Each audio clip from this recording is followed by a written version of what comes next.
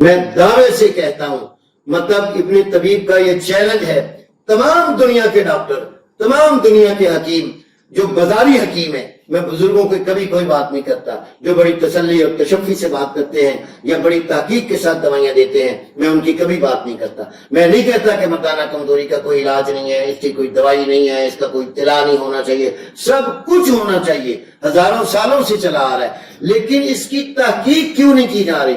صرف سنڈینا فل پہ رکھا گیا لوگوں کو۔ آپ یقین جانیں اس دور میں شوگر، فالج، لقوہ، راشا، پس مردگی، چہرے مرجھا جانا، غصہ، چڑچڑاپن، گالی گلوچ، ماں باپ کی نافرمانی، گھر میں لڑائیاں جھگڑے، سارے اس کیمیکل کے ری ایکشن ہے۔ ایک بندہ 2 مہینے 4 مہینے کھاتا ہے تو اس کے بعد وہ ڈاؤن ہو جاتا ہے، پھر وہ وہی طاقت مانگتا ہے، وہ ملتی نہیں ہے، پھر گھر میں لڑائیاں، جھگڑے، فساد، سب کچھ۔ آگے انشاءاللہ تفصیلیں دیتا جاؤں۔